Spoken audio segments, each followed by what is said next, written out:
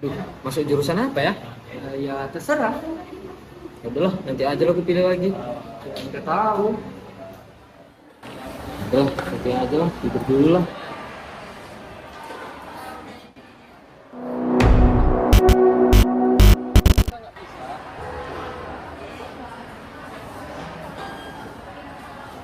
Kau siapa? Lah, kau siapa? Hah?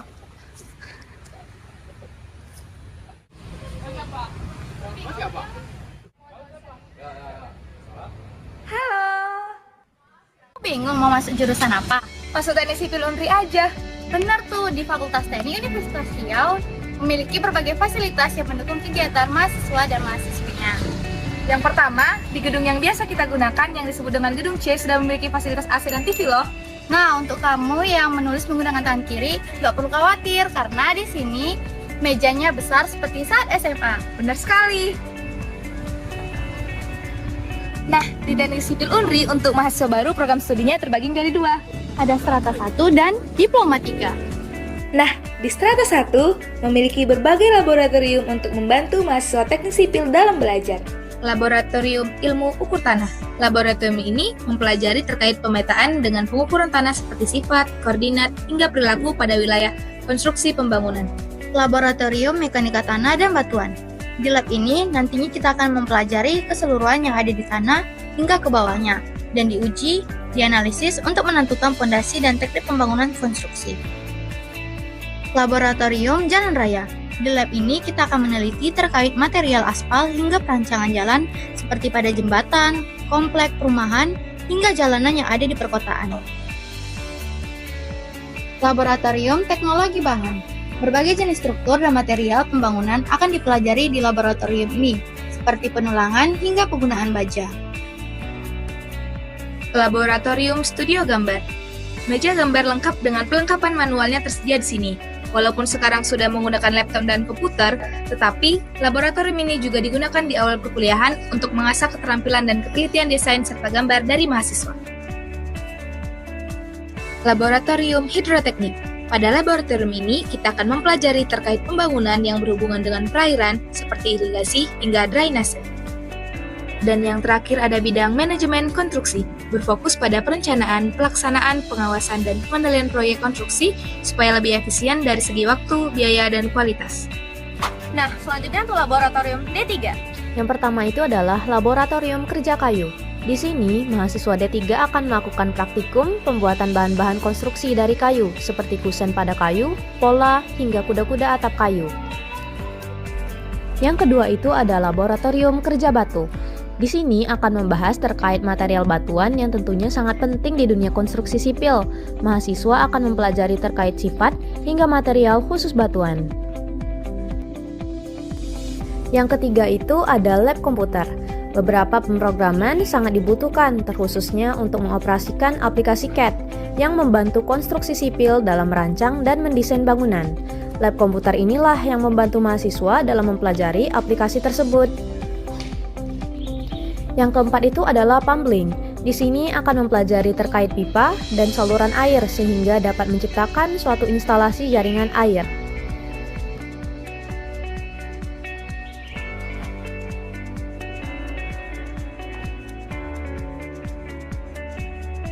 Nah, itu dia tentang teknik sipil Unri. Jadi, cara lulusnya gimana?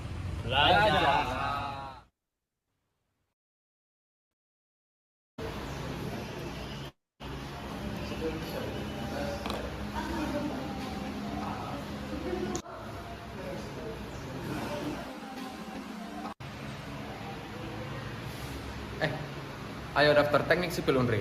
Sipil, solid. MTS, Jaya.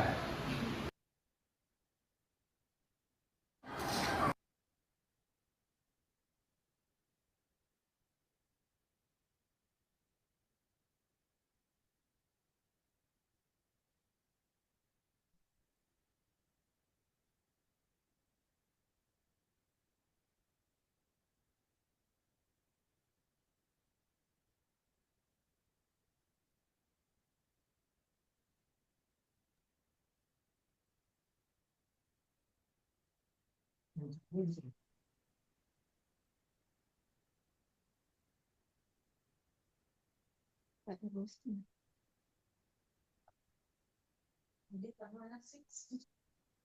Assalamualaikum Pak Firdaus. Waalaikumsalam, Vinka. Apa kabarnya Pak? Baik, baik. Dengar suara saya kan? Dengar jelas Pak. Suara Vinka jelas di sana Pak? Dengar, jelas, jelas, jelas. Recording in progress.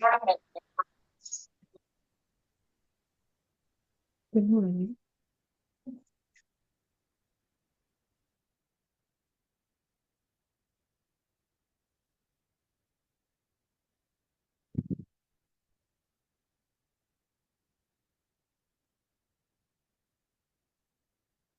Lagi? Halo Pak. Ya, gimana? Sebentar ya Pak ya.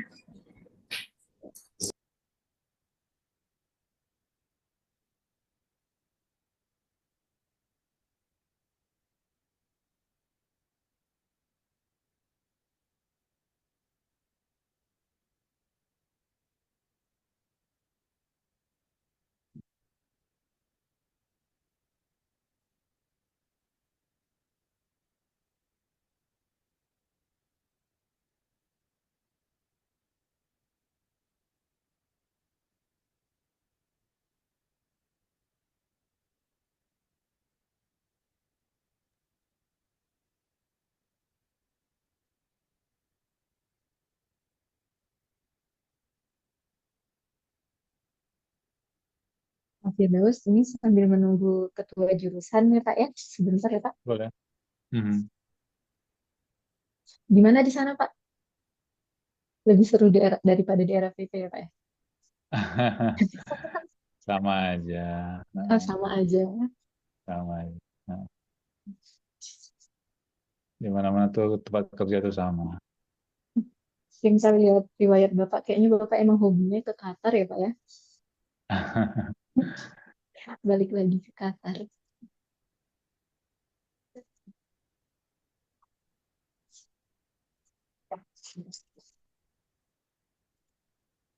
Angkat.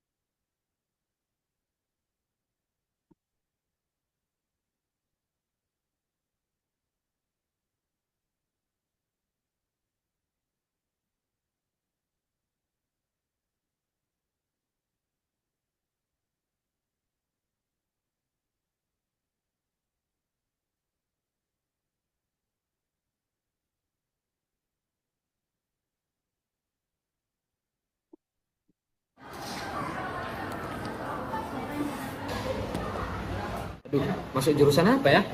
Ya terserah. Ya udahlah, nanti aja lah aku pilih lagi. Nggak tahu. Udah, nanti aja lah, tidur dulu lah.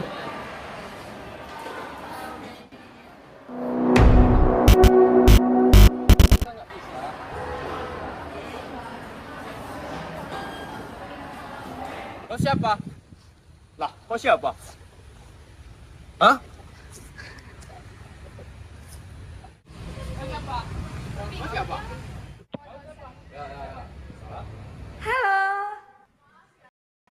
Jurusan apa? Masuk teknik sipil Unri aja. Benar tuh, di Fakultas Teknik Universitas Riau memiliki berbagai fasilitas yang mendukung kegiatan mahasiswa dan mahasiswinya. Yang pertama, di gedung yang biasa kita gunakan yang disebut dengan gedung C sudah memiliki fasilitas AC dan TV loh. Nah, untuk kamu yang menulis menggunakan tangan kiri, nggak perlu khawatir karena di sini Mejanya besar seperti saat SMA. Benar sekali. Nah, di Teknik Sipil Unri untuk mahasiswa baru program studinya terbagi dari dua. Ada strata 1 dan diploma 3. Nah, di strata 1 memiliki berbagai laboratorium untuk membantu mahasiswa teknik sipil dalam belajar. Laboratorium Ilmu Ukur Tanah. Laboratorium ini mempelajari terkait pemetaan dengan pengukuran tanah seperti sifat, koordinat, hingga perilaku pada wilayah konstruksi pembangunan. Laboratorium Mekanika Tanah dan Batuan. Di lab ini nantinya kita akan mempelajari keseluruhan yang ada di tanah hingga ke bawahnya dan diuji, dianalisis untuk menentukan fondasi dan teknik pembangunan konstruksi. Laboratorium Jalan Raya. Di lab ini kita akan meneliti terkait material aspal hingga perancangan jalan seperti pada jembatan, komplek perumahan, hingga jalanan yang ada di perkotaan.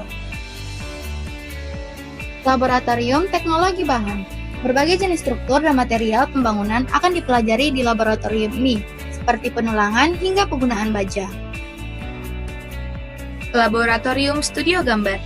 Meja gambar lengkap dengan pelengkapan manualnya tersedia di sini. Walaupun sekarang sudah menggunakan laptop dan komputer, tetapi laboratorium ini juga digunakan di awal perkuliahan untuk mengasah keterampilan dan ketelitian desain serta gambar dari mahasiswa. Laboratorium Hidroteknik. Pada laboratorium ini, kita akan mempelajari terkait pembangunan yang berhubungan dengan perairan, seperti irigasi hingga drainase. Dan yang terakhir ada bidang manajemen konstruksi, berfokus pada perencanaan, pelaksanaan, pengawasan, dan pengendalian proyek konstruksi supaya lebih efisien dari segi waktu, biaya, dan kualitas. Nah, selanjutnya untuk laboratorium D3. Yang pertama itu adalah laboratorium kerja kayu. Di sini, mahasiswa D3 akan melakukan praktikum pembuatan bahan-bahan konstruksi dari kayu, seperti kusen pada kayu, pola, hingga kuda-kuda atap kayu. Yang kedua itu ada laboratorium kerja batu. Di sini akan membahas terkait material batuan yang tentunya sangat penting di dunia konstruksi sipil. Mahasiswa akan mempelajari terkait sifat hingga material khusus batuan. Yang ketiga itu ada lab komputer. Beberapa pemrograman sangat dibutuhkan, terkhususnya untuk mengoperasikan aplikasi CAD yang membantu konstruksi sipil dalam merancang dan mendesain bangunan. Lab komputer inilah yang membantu mahasiswa dalam mempelajari aplikasi tersebut. Yang keempat itu adalah pumpling. Di sini akan mempelajari terkait pipa dan saluran air sehingga dapat menciptakan suatu instalasi jaringan air.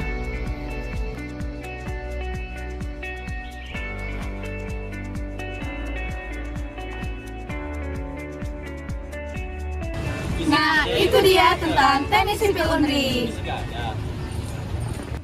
Jadi cara lulusnya gimana?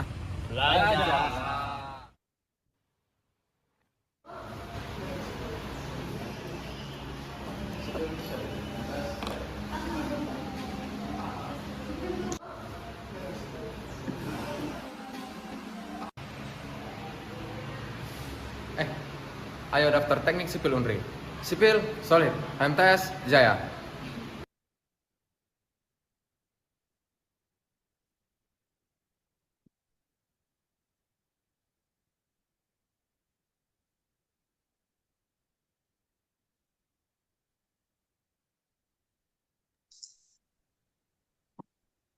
Assalamualaikum warahmatullahi wabarakatuh. Waalaikumsalam. Good afternoon everybody. Welcome to Civil Sphere Webinar episode 2. Materi kita kali ini adalah integrasi 3D BIM, GIS di proyek infrastruktur. Pasti adik-adik mahasiswa pasti penasaran ya, apa itu 3D BIM dan bagaimana cara mengintegrasikannya dengan GIS. Nah, untuk menjawab penasaran itu, kalian harus join di webinar ini till the last minute. Oke? Terima kasih kepada Bapak Firdaus yang telah hadir sebagai keynote speaker. Apa kabarnya, Pak? Alhamdulillah baik, Vinka. Baik. Alhamdulillah. Beliau merupakan structural engineer dari Qatar Energy. Terima kasih telah bersedia ya Pak menjadi pembicara di sini. Sama-sama. Rasanya akan kurang kalau pembukaan tanpa pantun ya. Jadi izinkan saya membaca sebuah pantun.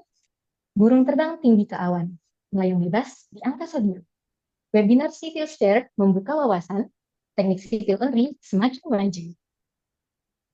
Kami ucapkan selamat datang kepada Bapak Dr. Engineering Alex Kurniawandi STMT selaku Ketua Jurusan Teknik Sipil UNRI dan juga dosen-dosen kebanggaan Teknik Sipil UNRI. Terima kasih Bapak dan Ibu telah join di webinar ini. Lalu peserta webinar adik-adik mahasiswa calon engineer hebat di masa depan. Dan tentunya pemateri kita pada hari ini Bapak Insinyur Firdaus STMSC IPA. Selanjutnya agar webinar kita terlaksana dengan baik, maka ada beberapa aturan yang harus diikuti. Yang pertama, penamaan akun wajib sesuai dengan pendaftaran. Yang kedua, mikrofon wajib dalam keadaan mute atau mati jika tidak sedang digunakan.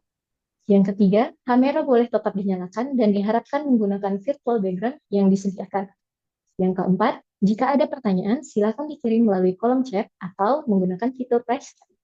Dan yang terakhir, sertifikat akan diberikan setelah pengisian link absensi pada sesi akhir. Untuk mengawali acara kita siang hari ini, memang kita menyanyikan lagu kebangsaan Indonesia Raya. Para peserta webinar diwajibkan untuk duduk yang tegak.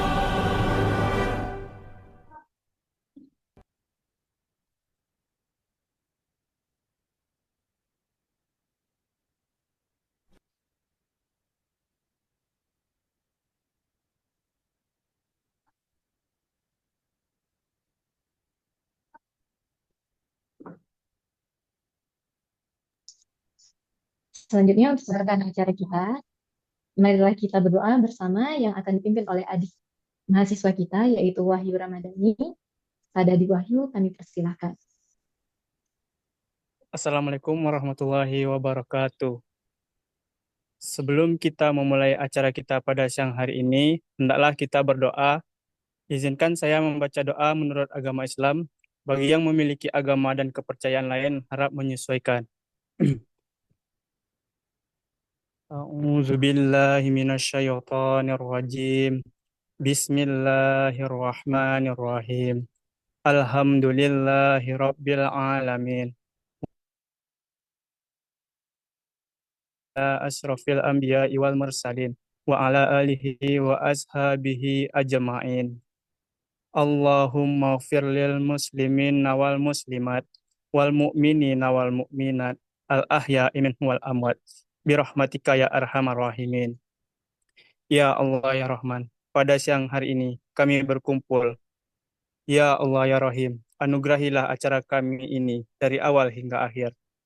Rabbana zalamna anfusana wa ilam taghfir lana wa tarhamna lanakunanna minal khasirin.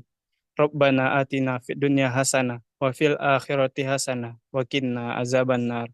Subhana rabbika rabbil izzati amma yasifun wa salamun ala mursalin walhamdulillahi rabbil alamin.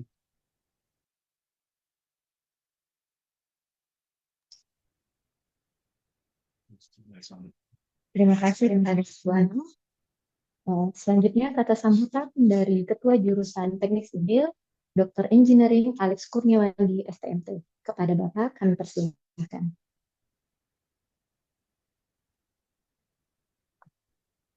Bismillahirrahmanirrahim. Bisa dengar suaranya, Pak? Vinka bisa dengar? Vinka? Bisa Pak. Bisa Pak. Eh, Pak Firdaus bisa dengar suara saya? Bisa, Pak. Alhamdulillah. Baik, Bismillahirrahmanirrahim. Assalamualaikum warahmatullahi wabarakatuh. Waalaikumsalam. Pertama-tama, salam kenal buat Pak Firdaus. Jauh-jauh nih, Pak Firdaus di mana lokasi sekarang, posisi? Masih di Qatar, Pak. Oh, di Qatar, Alhamdulillah. Alhamdulillah, Masya Allah. Oke, eh, pada hari ini Bapak Ibu dan teman-teman, adik-adik semua yang ikut dalam acara webinar ini. Jadi topik kita webinar kali ini yaitu integrasi 3D BIM and GIS pada proyek infrastruktur. Tentu nantinya proyek infrastruktur yang akan dibahas oleh pemateri mungkin berkaitan dengan pengalaman-pengalaman Pak Firdaus sebagai struktural engineer di Qatar Energi. Memang Bapak Ibu dan adik-adik semua tidak bisa kita pungkiri lagi dewasa ini tentu kebutuhan tentang BIM sangat pesat di setiap proyek. Mungkin tidak hanya di oil and gas atau energi company ya. Di proyek-proyek besar di pemerintahan sekarang juga sudah mulai memakai BIM. Kebetulan proyek kami Pak Firdaus ADB di UNRI juga menggunakan BIM dalam proses-proses pelaporan dan pendetailannya. Jadi mungkin dengan webinar kali ini Bapak Ibu dan adik-adik semua bisa berinteraksi. Semoga materi yang disampaikan oleh Pak Firdaus itu nanti dapat kita cermati dan dapat kita berinteraksi dengan Pak Firdaus. Kira-kira apa yang menarik bisa kita dengarkan nanti. Dengan ini saya Alex Kurniawandi sebagai Ketua Jurusan Teknik Sipil mengucapkan terima kasih sekali atas waktu yang diberikan oleh Pak Firdaus dalam kesempatan webinar kali ini. Tanpa panjang mukadimah, kita buka aja webinar kali ini dengan mengucapkan Bismillahirrahmanirrahim. Assalamualaikum warahmatullahi wabarakatuh. Waktu dan tempat kami kembalikan ke Bu Vinka. Silakan Bu Vinka. Terima kasih Pak Alex. Selanjutnya turut hadir dengan kita Sri Kandi kebanggaan kita semua, yaitu Ibu Yohana Lilis Handayani STMP selaku Koordinator Program Studi S1 Teknik Sipil, dan juga Ibu Juleha STMM selaku Koordinator Program Studi D3 Teknik Sipil. Terima kasih Ibunda telah hadir dan mensupport kami di kegiatan webinar kali ini. Sebelum memulai sesi penyampaian materi, izinkan saya membacakan kurikulum vitae singkat dari pemateri kita, yaitu Pak Firdaus. Beliau merupakan alumni dari Teknik Sipil ITB, lalu melanjutkan sekolahnya di Bauhaus Weimar University Jerman. Beliau memulai karir sebagai Civil Structural Engineer pada tahun 2005, dan hingga sekarang beliau ada di Qatar Energy Structural Engineer. Nah, beliau ini merupakan lead saya dulu ketika masih berada di RAPP. Dari beliau saya banyak belajar tentang bagaimana structural engineering dan bagaimana menjadi leader yang baik ketika mengontrol atau memanage konsultan, dan kontraktor. Pak Firdaus, kira-kira sejam berapa ya Pak ya di sana ya? Ini jam setengah 11 Tengah sebelas pagi. ya Pak ya? Ya, ini 1 jam lagi mau Jumatan. Baik, Iya, kalau gitu kita persingkat saja Pak. Nanti materinya kita cepat aja boleh ya Pak? Biar boleh. segar. Saya remote aja dari sini biar lebih cepat. Baik Pak. Jadi tanpa berlama-lama lagi, mari kita sambut materi kita, Bapak Insinyur Firdaus untuk menyampaikan materinya. Kepada Bapak, kami persilakan. Baik. Assalamualaikum warahmatullahi wabarakatuh. Terima kasih Vinka dengan undangannya untuk membagi ilmu di Universitas Riau. Senang sekali karena sebelumnya saya juga ada memberi materi di beberapa universitas dan baru kali ini dengan Universitas Riau. Jadi materi hari ini saya persingkat saja karena waktu juga sangat terbatas ya. Maaf sekali Bapak-Bapak, Ibu-Ibu karena beda waktu kita itu 4 jam dan saya 1 jam lagi mau Jumatan. Nah, jadi mungkin kalau di lain waktu bisa di reschedule setelah Jumatan atau lebih jadwal. Ya, jadi kita bisa lebih lama untuk berinteraksi.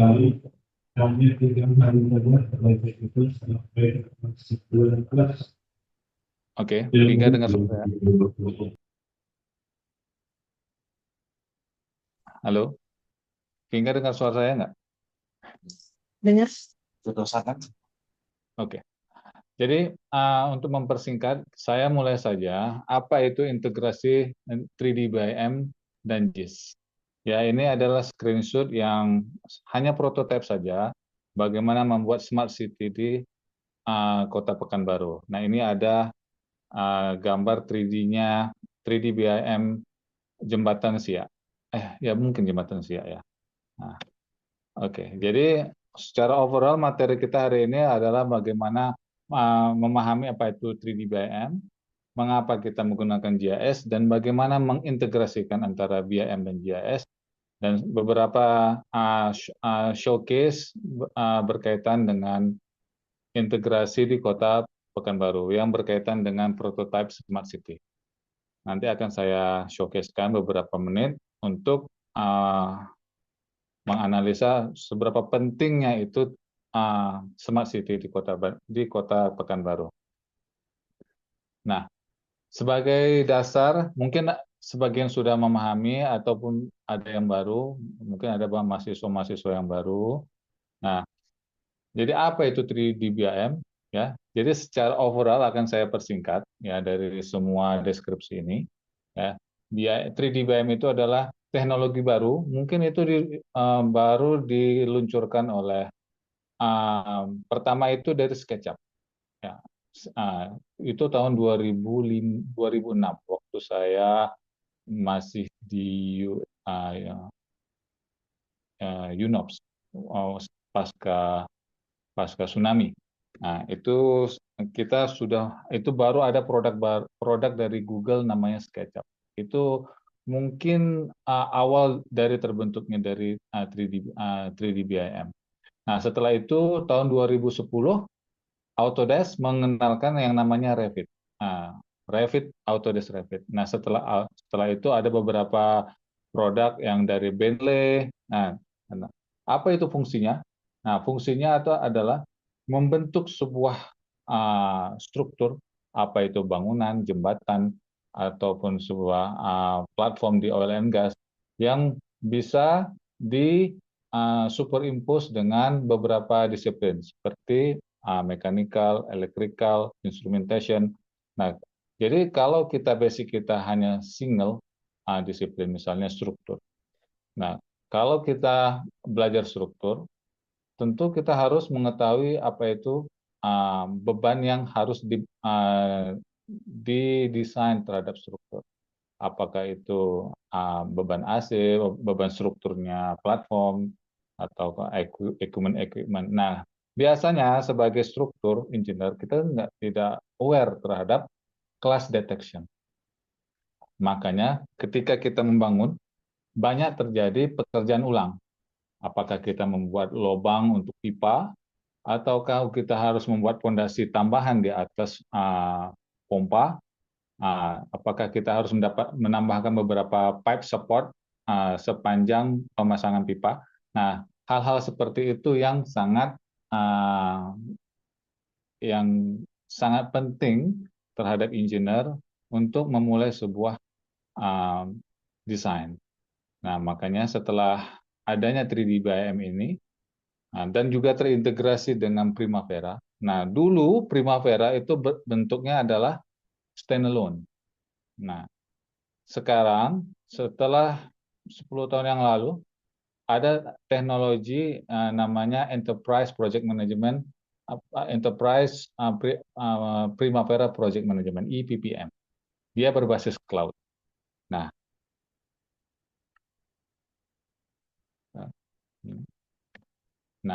ini adalah mekanismenya. Nah, ya secara singkat, kalau kita ingin membangun sebuah gedung atau membangun beberapa infrastruktur seperti macam-macam ya. Kalau infrastruktur itu beraneka ragam. Salah satu contohnya saja saya buat ini seperti ada high-rise building. Nah, proses high-rise building itu mekanismenya kalau basis kita adalah struktur ataupun civil engineer, yaitu dari fondasinya. Nah, dari fondasinya terintegrasi ke software struktur. Dari software struktur terintegrasi ke BIM. Nah, dari BIM terintegrasi ke fabrikasi. Nah, dulu ya 10 atau 15 tahun lalu, kita kalau membuat fabrikasi itu manual. Dan itu butuh sangat lama sekali waktu. Nah, apa itu fabrikasi? Fabrikasi itu adalah assembly dari sebuah rangkaian struktur. Misalnya steel structure, ya, struktur baja. Nah, ini commonnya di petrochemical maupun oil and gas. Karena apa? Karena pekerjaannya singkat, cepat, dan tahan lama. Walaupun lebih mahal dibandingkan concrete structure. Nah, fabrikasi itu dibutuhkan karena apa? Karena kita butuh presisi. Setiap mili itu berarti sekali. Nah, kalau kita membuatnya manual, itu human error-nya sangat banyak sekali. Itulah yang dibutuhkannya 3D BIM untuk mendevelop fabrikasi. Tidak hanya steel structure, bisa juga mendevelop bar bending schedule. Bar bending schedule itu untuk concrete structure. Kalau untuk steel structure, ada yang namanya Tekla ataupun advanced steel, macam-macam, aneka warna. Kalau untuk yang bar bending schedule, itu produknya ada dari Bentley. Nah, dari mekanisme ini, ya, kita bisa lihat, ya, kelihatan kursor saya ya. Nah, setiap bangunan tentu ada benchmark. Nah, ini saya integrasikan ke ArcGIS. Setiap bangunan pasti ada benchmark. Kalau tidak ada benchmark, berarti engineer-nya sudah salah dari awal. Jadi, sebelum kita memulai sebuah desain, maka topografi surveyor-nya harus menentukan titik mula dari bangunan. Bagaimana kita menentukannya? Menggunakan alat theodolit maupun total session. Nah, hasil dari survei kita masukkan ke dalam ArcGIS. Itu titik koordinat. Nah, kita masukkan ke dalam ArcGIS. Sambil kita mendevelop 3D BIM-nya, nah, produk yang bisa kita gunakan untuk saat ini, yang saya familiar itu adalah Revit. Ada beberapa contoh, ada beberapa software, tapi untuk yang saat ini saya mendemonstrasikannya menggunakan Autodesk Revit. Nah, bisa juga SketchUp. Tapi nanti akan saya jelaskan apa pro and cons-nya. Nah, selama kita mendevelop BIM-nya, seiring waktu, kita juga mendevelop ArcGIS-nya. Nah, setelah itu baru kita kombinasikan antara ArcGIS dengan BIM. Nah, sebelum kita jauh ke sana, ini adalah keunggulan beberapa 3D BIM. Ya, jadi saya hanya memperkenalkan beberapa tipe dari 3D BIM. Ada yang namanya SketchUp, adanya Revit. Ini Revit dengan Navisworks ini adalah satu family dari Autodesk, tapi fungsinya berbeda. Revit ini untuk mendevelop, Navisworks ini untuk mensinkronize atau untuk mensimulasikan. Nah, yang terakhir adalah Synchro 6. Nah, ini lebih dari komprehensif. Ini ada beberapa contoh. Ada yang lain, tapi itu kurang familiar. Nah, ini adalah pro and cons-nya. Bisa dilihat, nggak perlu saya jelaskan secara detail. Ini nanti untuk bagaimana memilih untuk memula. Nah, bagi mahasiswa pemula, ada baiknya memulainya dengan SketchUp. Nah, itu lebih friendly user dan sangat mudah untuk dipelajari. Setelah itu baru dinaikkan ke Revit ataupun Synchro. Ya. Nah, bagaimana mendapatkan sebentar, saya lompat aja langsung mendapatkannya. Sebentar, ini.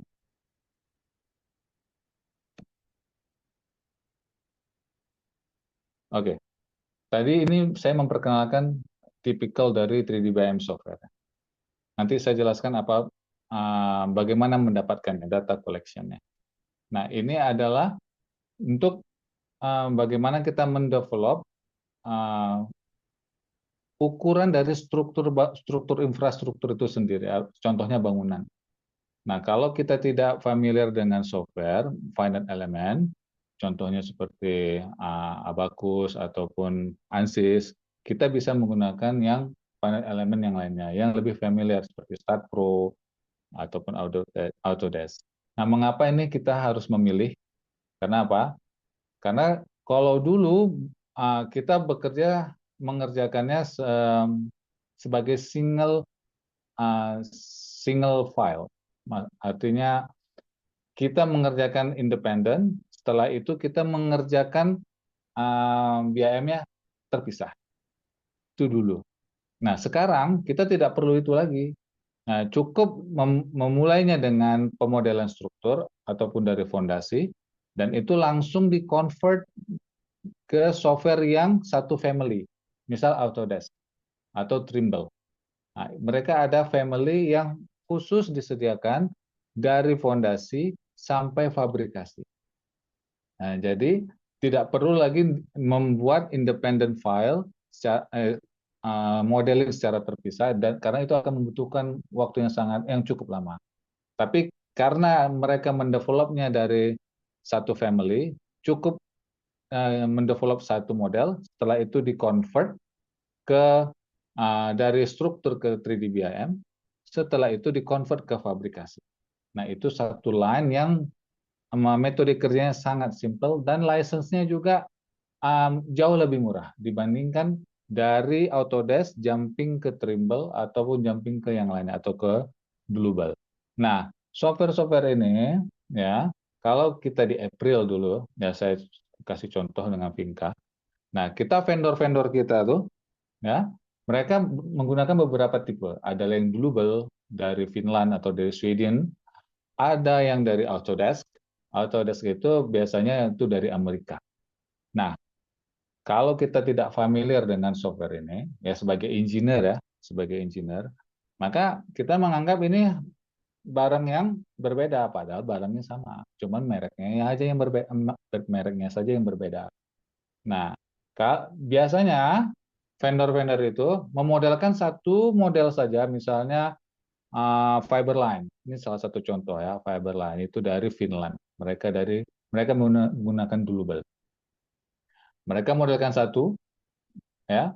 Mereka menggunakan PDMS software yang namanya Plan 3D, Autodesk Plan 3D. Dari Autodesk Plan 3D, mereka convert ke struktur menggunakan robot structural analysis. Setelah itu mereka convert langsung ke Navisworks ataupun Revit.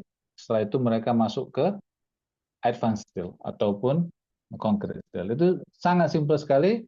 Jadi dengan waktu yang sangat fast track, sangat cepat, mereka bisa memfollow up kebutuhan kebutuhan kita pada saat itu. Jadi ini sangat berguna. Nah, jadi untuk engineer-engineer sekarang harus lebih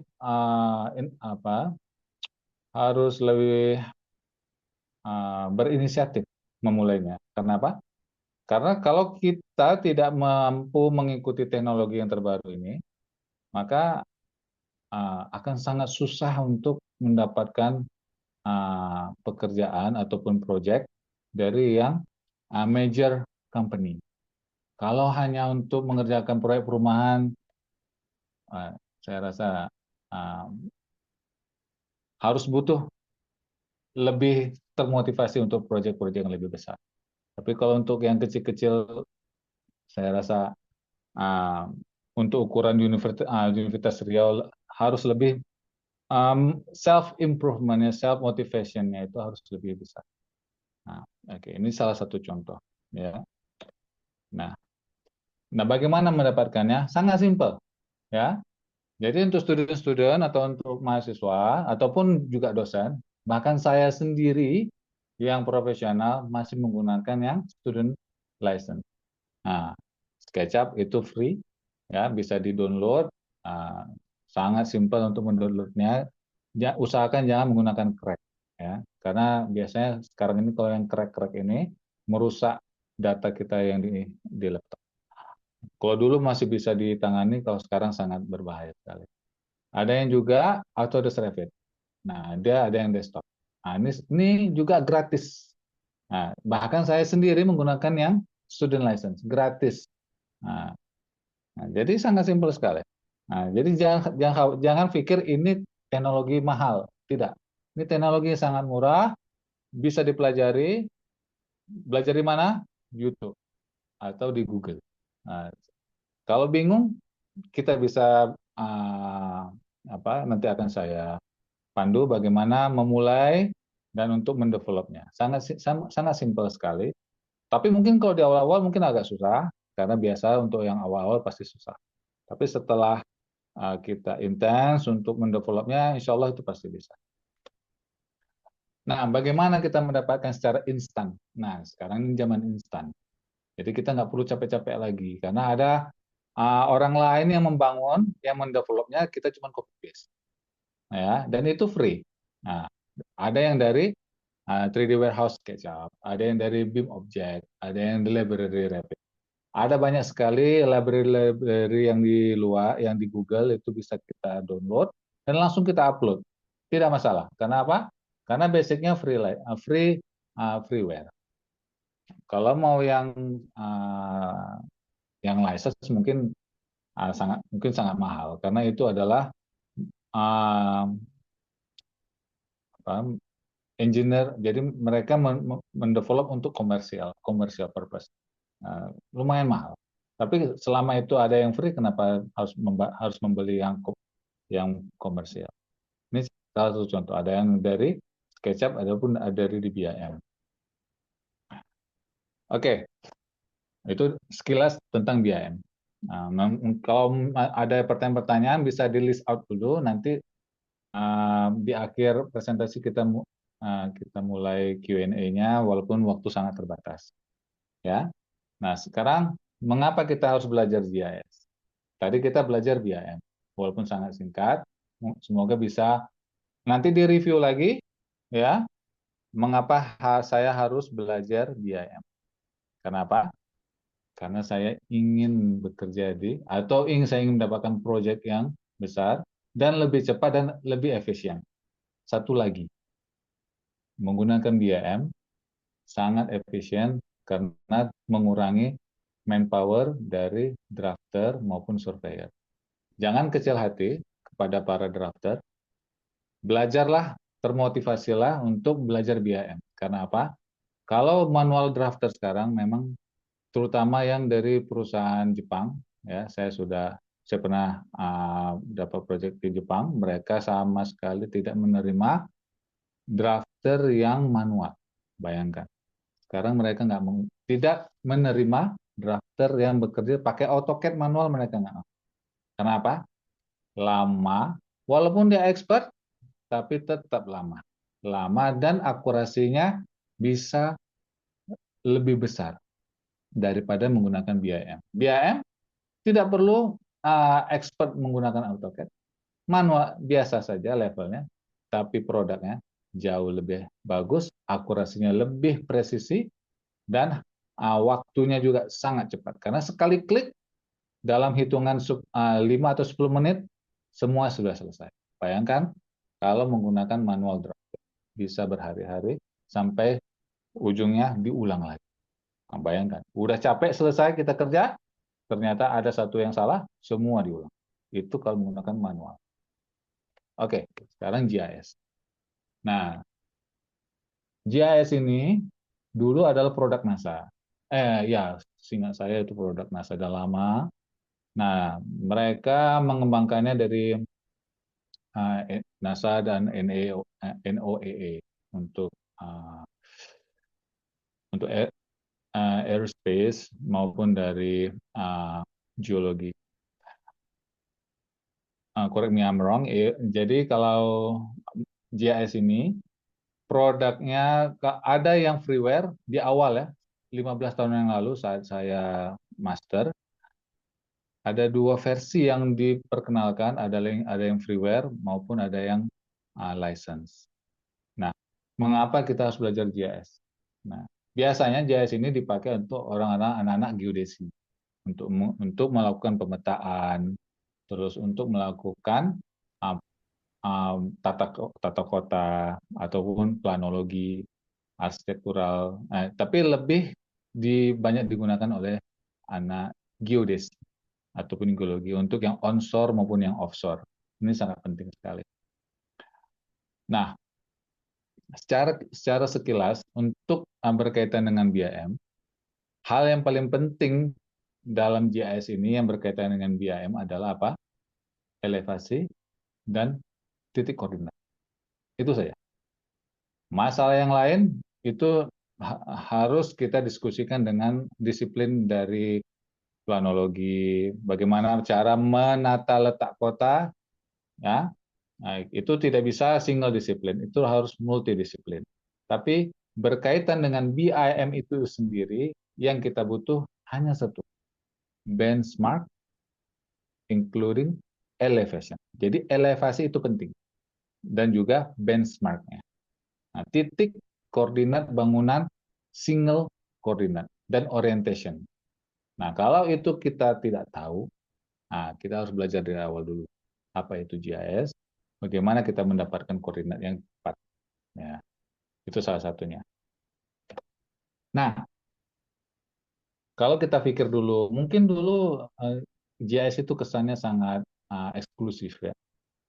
Padahal itu sama sekali tidak komersil. Sekarang ini ada produk namanya Quantum GIS. Ya, itu dulu memang kurang kompetitif, tapi sekarang sudah di-develop dengan sangat bagus dan itu bisa digunakan hampir selevel dengan ArcGIS, hampir sama. Cuman ada beberapa kekurangannya. QGIS ini, ya, kalau kita online servernya harus menggunakan cloud dan itu bayar, bayar juga. Ada limitnya 50 mega, cuman itu sangat kecil sekali. Nah, setelah di atas 50 mega, maka kita harus bayar. Dan cloud-nya pun tidak custom. Itu kelemahannya. Nah, kalau saya prefer-nya menggunakan ArcGIS Pro. Kenapa? Memang tidak ada yang free, betul. Kalau untuk ArcGIS Pro ini tidak ada yang free, cuman ada limit untuk student version. Nah, itu 100 USD dolar, itu kan sekitar 1,5 juta Indonesia. Saya rasa itu cukup ekonomis, ya, untuk memulai sebuah proyek besar. Bayangkan proyek besar hanya bermodal 1,5 juta, sangat kecil sekali. Nah, tapi kalau untuk yang sangat komersial dengan data yang sangat besar, maka kita harus spend money itu sekitar lebih dari 5.000 USD dolar per tahun. Tapi itu untuk di awal itu tidak perlu. Tapi untuk student, untuk misalnya tesis atau untuk analisa project, hanya menggunakan 100 USD, 1,5 juta, kita mendapatkan produk yang sangat signifikan. Nanti akan saya tunjukkan apa itu. Nah, dulu sebelum ada ARGIS online ini adalah produk baru. Mungkin sekitar 5 atau 6 tahun yang lalu baru. Nah, karena dulu mereka hanya mempunyai namanya ARGIS Pro Desktop. Nah, itu mereka bekerja di desktop saja, tidak bisa dipublish. Nah, mempublishnya menggunakan teknologi map server atau OS Geo namanya, kalau tidak salah ya. Nah, map server ini adalah produk dari NASA dan itu freeware. Masalahnya sekarang, map server ini tidak kompetitif lagi. Kalau dulu masih kompetitif karena view-nya adalah berbentuk 2 dimensi.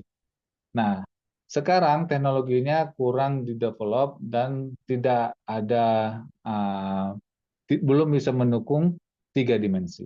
Nah, dengan menggunakan ARGIS Pro ataupun ARGIS Online, itu kita bisa mendevelop 3 dimensi dari produk BIM kita masukkan ke dalam ARGIS Online dalam bentuk 3 dimensi yang hasilnya itu seperti Google Street.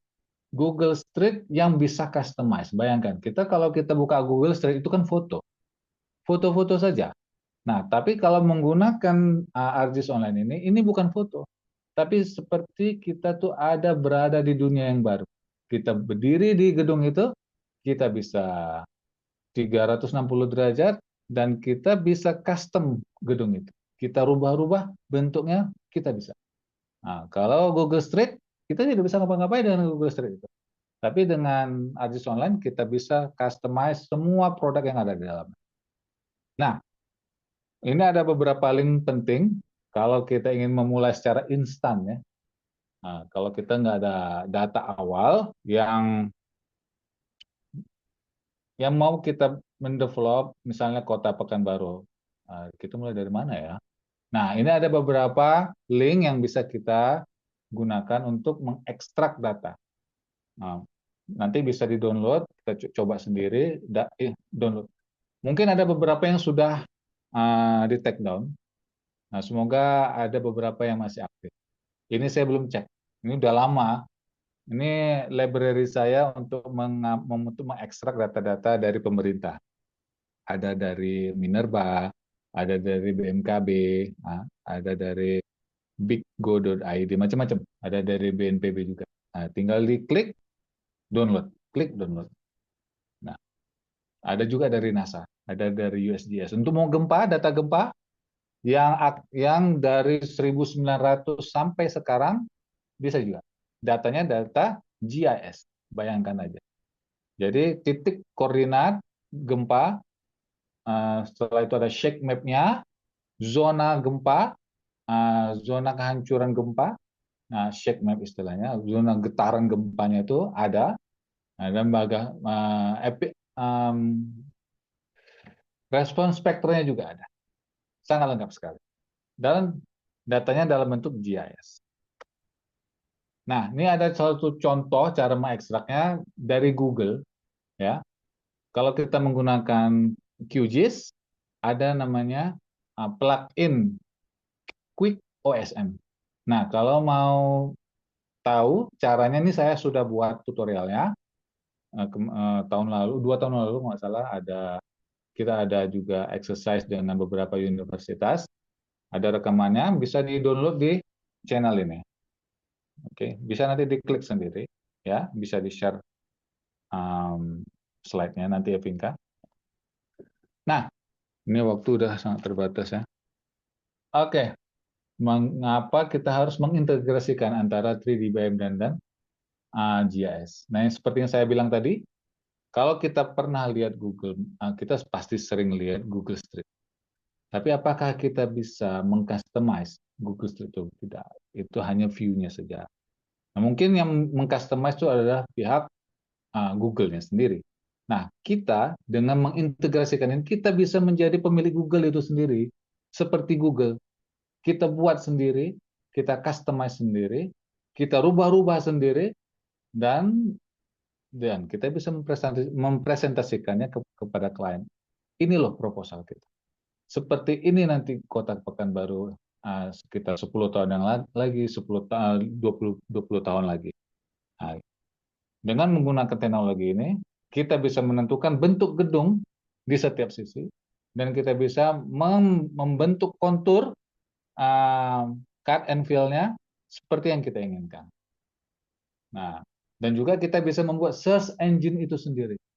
Nah, dengan berdasarkan atribut-atribut yang kita buat. Atribut itu adalah query data, query-nya. Jadi setiap ada ArcGIS file, itu namanya shape file, itu di dalamnya ada atribut. Atribut itu istilahnya adalah query, database. Nah, kita tinggal klik, kita tinggal tulis, saya mau ke mana?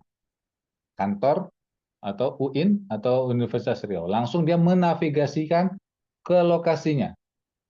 Jadi kalau kita pakai Google Map, seperti itu, dan kita bisa membuat Google Map versi kita sendiri. Versi kita sendiri Google Map. Bayangkan, kita bisa membuat Google Street versi kita sendiri.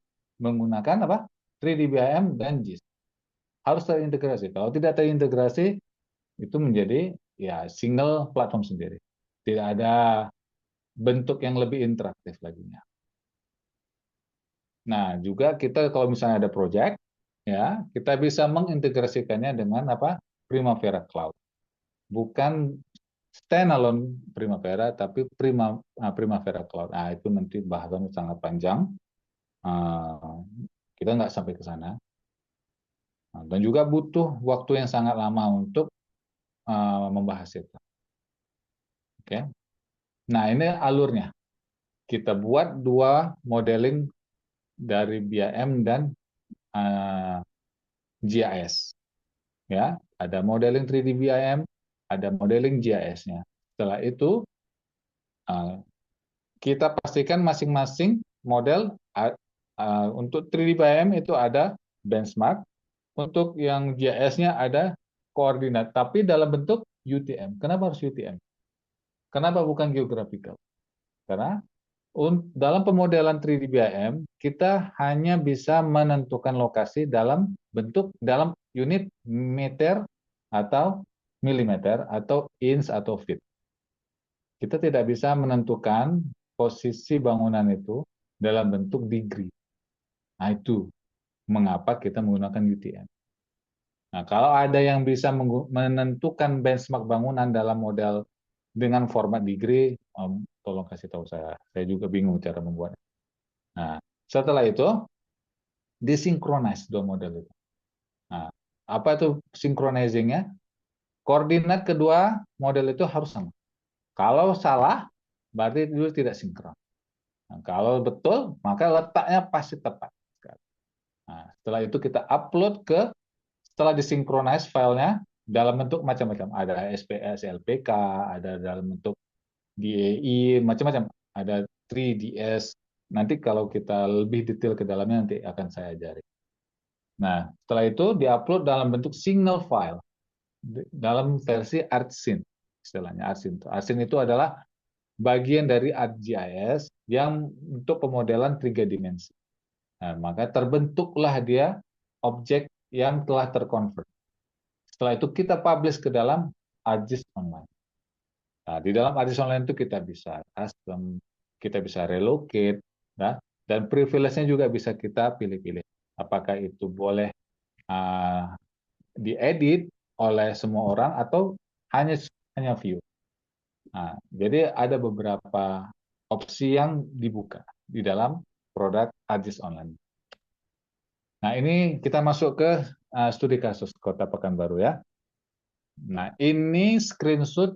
Bapak-bapak kalau mau buka bisa di link ini, klik aja langsung atau copy paste atau Pinka share aja linknya ke grup.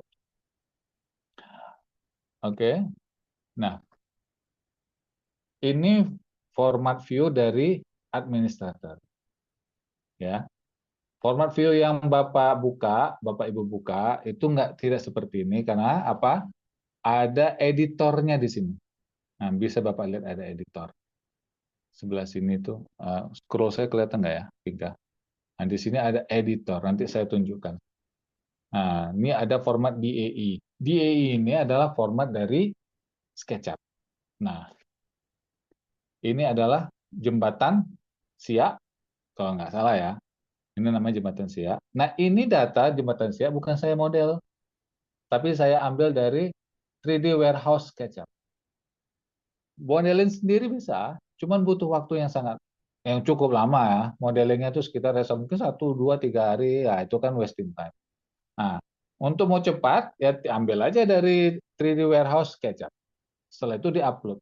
Nah, menguploadnya gimana tadi? Harus disinkronize. Benchmarknya harus kita tentukan. Setelah itu, UTM koordinatnya harus ada. Nah, setelah itu baru kita upload ke dalam ArcSym. Nah, ini adalah di ArcGIS Online. Nah, yang lainnya, yang warna hijau, warna merah, warna brown ya. Ini adalah extrude dia file yang ada saya extrude saja sebagai bentuk dari bangunan. Nah, ini bisa diganti. Nah, inilah tugas-tugas para mahasiswa.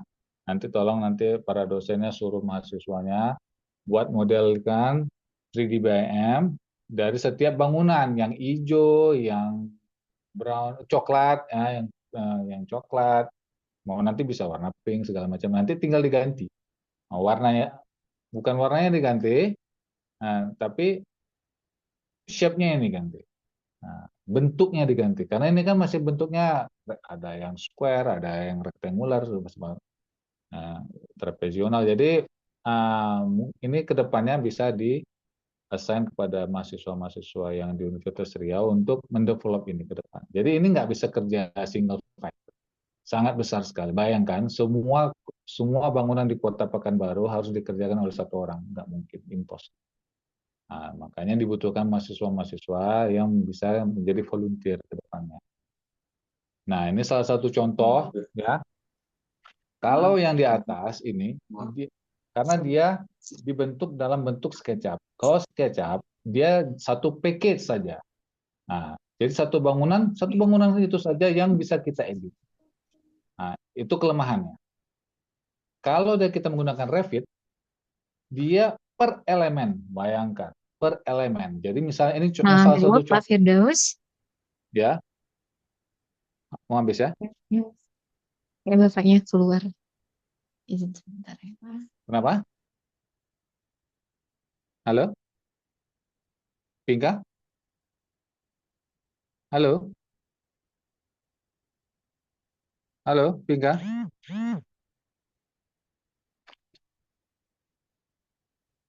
Ya. Pak Firdaus, sepertinya Halo? video Bapak nge-freeze, Pak. Nge-freeze? Bisa di-reconnect lagi, Pak. Oke, bentar ya. Saya stop share. Share lagi.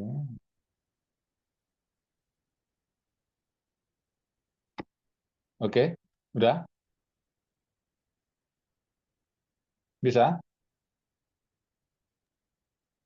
Atau Pinka aja yang share? Terdengar sebenarnya, Pak.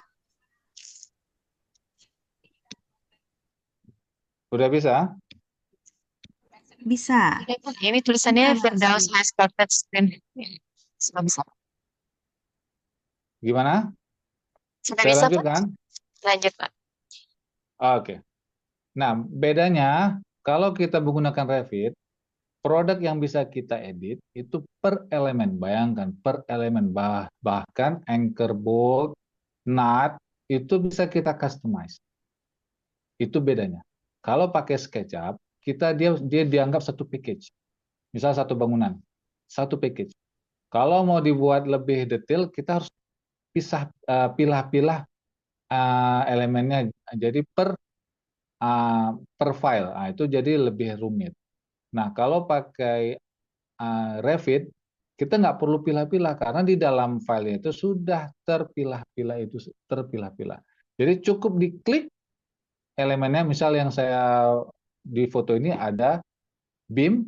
Nah, BIM ini apa produknya? Nah, ini bisa diedit. Nah, langsung kita edit. Misal, oh ini biasanya kalau di oil and gas ini kita pakai untuk operation ataupun maintenance. Misal, ini ada terjadi corrosion dan kita harus mau mengganti BIM ini. Maka kita klik BIM ini, kita tulis di sini sebagai tiket.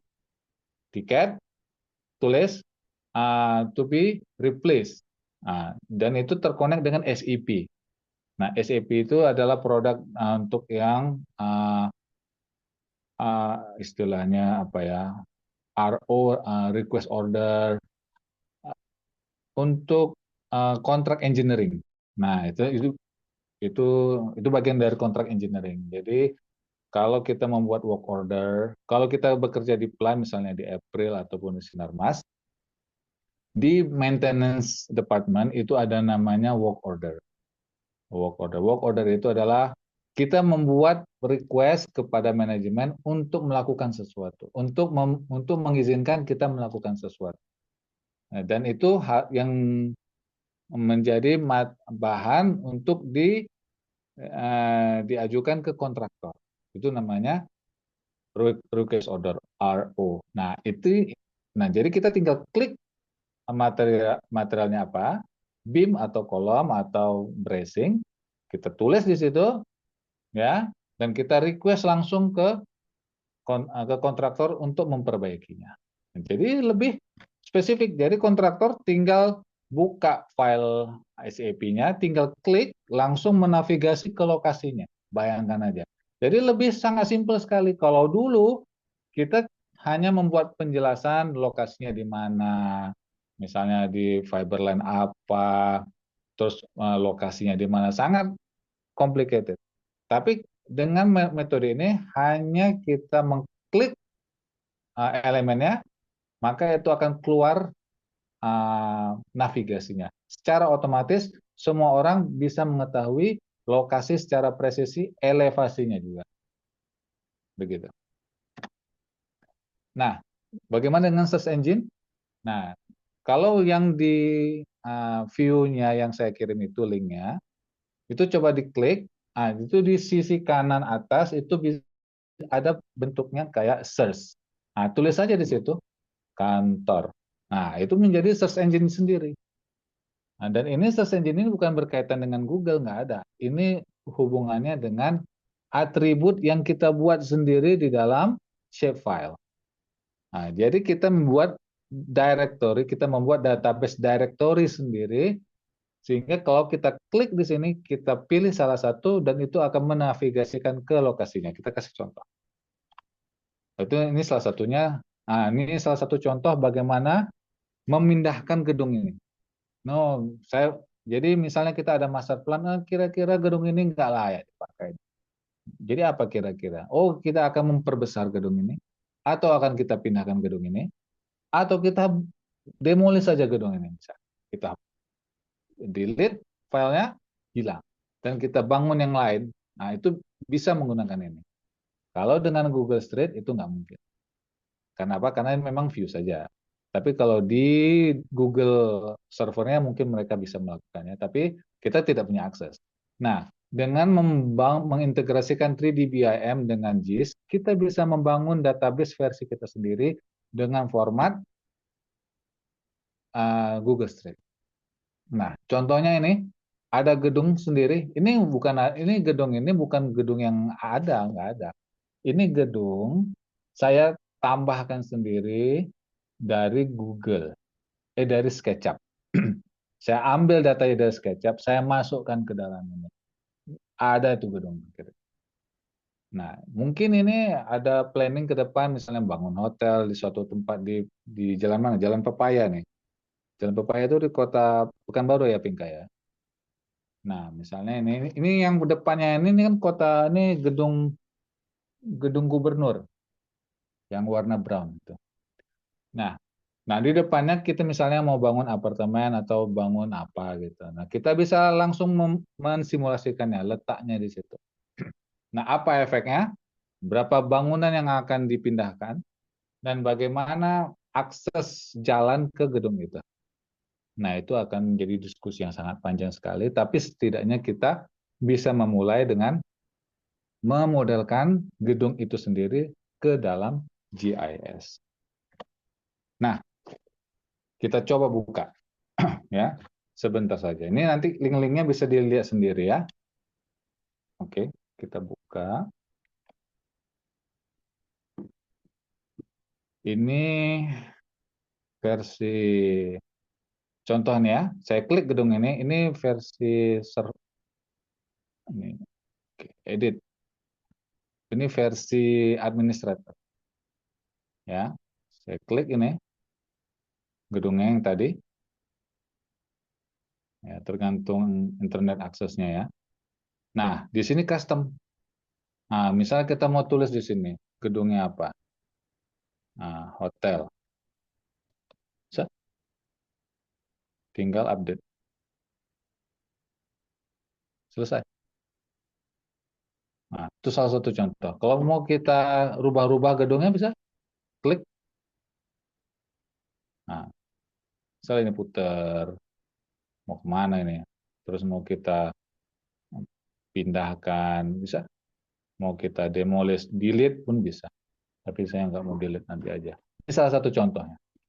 Nah, ini tapi harus administrator. Nah, akses ke sini memang tidak gratis. Jadi setiap orang bisa membuat ini sendiri, tapi license untuk student versionnya tuh $100. Nah, bisa dibeli sendiri. Nah, ini contoh ya, yang Bapak-Bapak Ibu buka tadi, linknya nih, ada linknya. Nah, kita tulis di sini, search misalnya, kantor. Oke, kantor militer, kantor kelurahan, kantor pos Sudirman. Saya klik. Nah, di sini ada lokasinya. Ini nggak ada hubungannya dengan Google. Ini cuman kita membuat search engine sendiri. Nah, jadi kita langsung menavigasikan lokasinya di mana nih letaknya. Nah, langsung dapat. Nah, langsung zoom to in. Zoom. Nah, dapat dia lokasinya. Di sini dia ternyata. Nah, ini sangat penting untuk polisi sebenarnya. Bisa langsung dapat penjahatnya. Oke, saya rasa waktu udah lebih. Saya udah harus ngejar.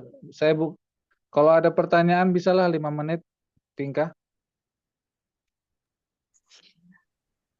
Ya, terima kasih insight-nya, Pak. Ini sepertinya ada pertanyaan dari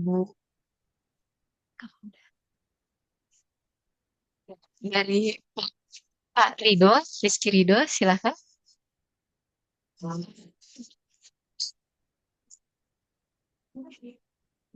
Gimana, Pak?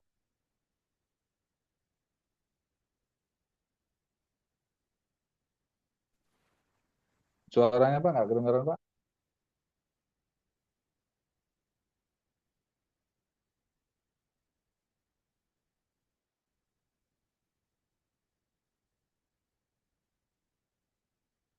Halo Pak?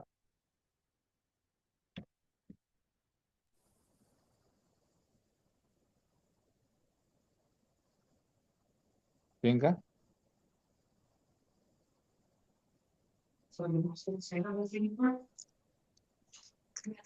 Enggak, tidak kedengaran.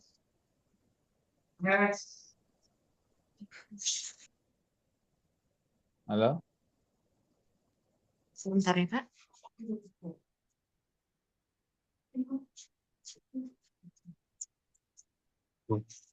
Wah. Selamat siang Pak Firdaus. Terdengar suara saya Pak Firdaus? Oke Pak, udah dengar Pak. Ini materi menarik ya. Sepanjang itu memang sangat menarik gitu. Yang ingin saya tanyakan adalah bagaimana sih Pak menggabungkan, mengoverlaykan antara bangunan 3D dengan di Indonesia Pak. Gitu Pak. Kurang jelas. Terus apakah integrasi BIM ini juga bisa meramalkan gitu Pak untuk meramalkan tata guna lahannya mungkin 10 tahun ke depan atau 12 tahun ke depan gitu Pak. Karena sebagai apa namanya di dunia tata kota kan sangat perlu juga ya. Itu aja pertanyaan saya. Terima kasih. Oke, pertanyaan pertama tadi gimana? Kurang jelas? Pertanyaan pertamanya itu Pak, bagaimana cara mengintegrasikan antara Cell 3D-nya dengan GIS-nya itu? Oke. Untuk mengintegrasinya ini ada di flow ada workflow-nya ya. Tapi ini harus di exercise langsung. Kalau hanya melihat dari workflow seperti ini mungkin membingungkan ya. Jadi setiap model apa itu 3D BIM maupun GIS-nya itu harus punya satu koordinat yang sama dan harus bisa tersinkronis. Kadang-kadang koordinat sama tapi tidak tersinkronis. Nah, kalau tidak tersinkronis artinya koordinatnya tidak sama. Tapi kalau koordinatnya sama artinya sudah tersinkronis. Nah, setelah tersinkronis baru bisa dilanjutkan ke dalam publishing, di-convert dulu ke dalam ArcGIS online-nya dan baru dipublish. Nah, masalah forecast yang tadi Bapak tanya, itu kalau ada namanya kalau di ArcGIS itu ada ArcGIS Urban, ada namanya ArcGIS City Engine. Nah, kalau kita mau belajar lebih dalam, itu kita bisa mensimulasikan forecast-nya itu sampai ada yang 10 tahun, 50 tahun, bahkan 100 tahun, tergantung inputnya. Inputnya itu apa? Misalnya curah hujan, terus temperatur, maupun jumlah penduduk, maupun contohnya limbah sampah dari setiap rumah. Nah, dari input-input yang kita masukkan, nanti akan di-generate menggunakan City Engine istilahnya. City Engine. Jadi City Engine ini adalah salah satu produk baru juga untuk melakukan Smart City. Nah, Smart City. Nah, itu salah satu, ini penjelasan secara general saja. Jadi kalau mau lebih detail, mungkin panjang sekali. Kita harus bahas lagi City Engine maupun ArcGIS Urban. Nah, itu mungkin butuh sesi yang lain. Gitu, Pak. Terima kasih ya, Bas. Ya, jadi model 3D dan GIS ini bisa digunakan juga ya Pak ya, untuk tidak hanya penggambaran city view aja, tapi bisa untuk juga bukan mitigasi bencana gitu ya Pak ya? Atau peta banjir? Ya, untuk 3D BIM itu adalah meletakkan bangunan yang kita desain ke dalam GIS. Nah, kalau untuk forecast yang bekerja adalah GIS-nya. Data-data yang dikumpulkan dari BIM dan juga data-data dari input climate change yang mau kita forecastkan. Misalnya banjir di Pekanbaru sekitar 10 tahun lagi berapa milimeter naiknya. Nah, gedung-gedung apa saja yang terimbas? Nah, apakah gedung ini punya basement? Apakah gedung ini punya hidran yang bagus? Nah, kalau gedung yang kita desain berada di lokasi yang sangat potensial, inundation-nya sangat tinggi, dan tidak ada letak lain yang bisa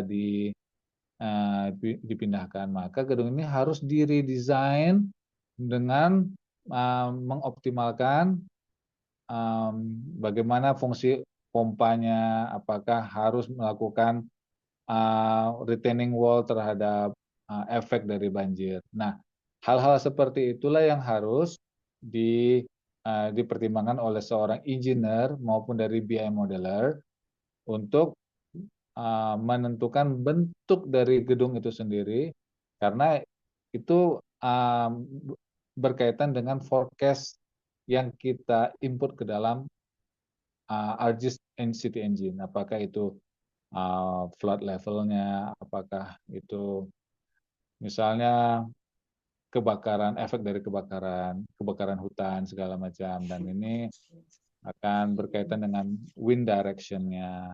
Nah, jadi cukup kompleks kalau kita berbicara masalah forecast.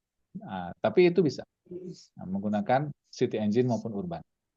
Baik Pak. Jadi dari yang bertanya sepertinya bisa Frida, terima kasih bisa waktunya Pak. Gimana? Iya, Bingka? Halo? Saya rasa di stop aja dulu. Halo, Pak. Ya, karena ini udah mau Jumatan di sini, Apakah Vinka. masih ada waktu, Pak? Aduh, udah azan nih, azan pertama. Oh, sudah Udah ada lagi azan pertama. kedua. Baik, Pak. Kalau begitu.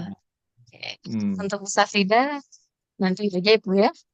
Di kesempatan Gini aja, selanjutnya. Karena Q&A-nya di list out aja pertanyaan-pertanyaan, nanti akan saya jawab via email. baik, Pak. Kalau begitu. Ya, Terima kasih, Bapak. ya. Demikian materi dari Pak Firdaus. Itu materinya sangat. Terima kasih juga kepada semua peserta webinar yang telah hadir dengan tertib. Berikut penyerahan sertifikat secara simbolis kepada Pak Firdaus sebagai tanda terima kasih kami dari jurusan Teknik Sipil. Terima kasih sama-sama, Vinka.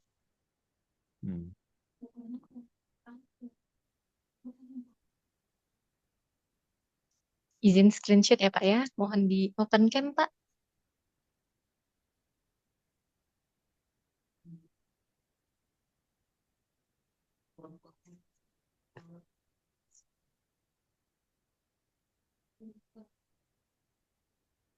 Halo, udah? Halo, bisa open cam Pak?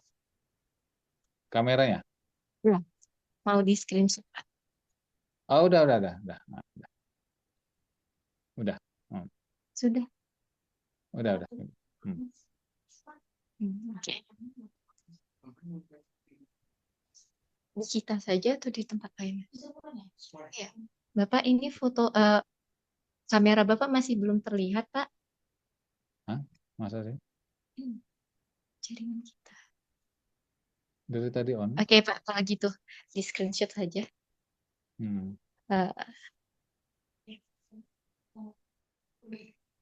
Oke Pak, kalau begitu terima kasih atas penyampaian hari ini ya Pak Firdaus. Materinya Sama-sama. sangat menarik dan itu bisa menjadi ide juga untuk skripsinya para mahasiswa. Itu juga menjadi insight-nya juga, motivasi mereka untuk bekerja juga di luar negeri. Terima kasih Bapak. Sama-sama. Oh, ini video saya nggak kelihatan ya. Kenapa ya? Oke lah, nggak apa-apa ya, Vinka. Iya Pak. Oke. Sekali gitu. Baik.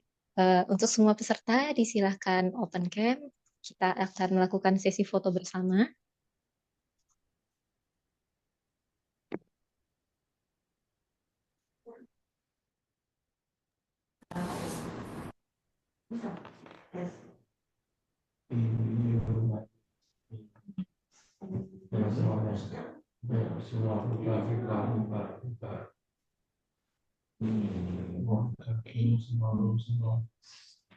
Firdausnya udah juga tuh. Oke.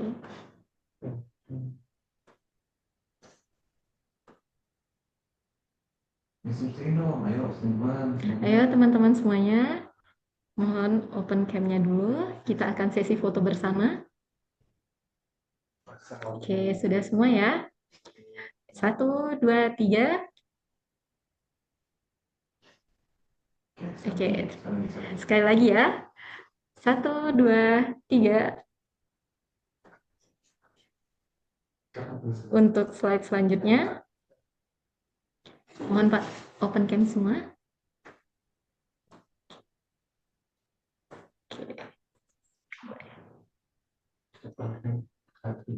Oke. Slide selanjutnya. Oke, 1, 2, 3. Oke. Terima kasih semuanya. Terima kasih telah hadir di webinar ini. Sekian dari kami, memohon maaf jika ada kekurangan selama memandu acara ini. Mohon juga untuk mengklik link yang akan di-share oleh panitia untuk absensi acara kali ini.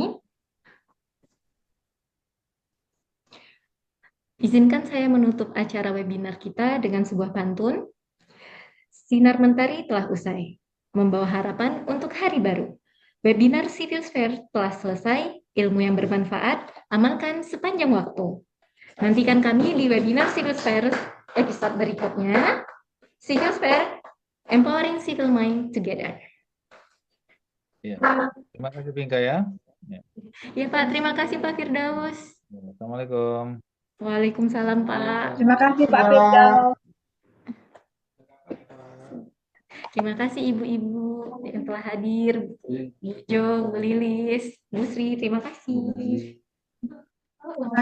Terima kasih semuanya. Terima kasih atas kerja keras panitia.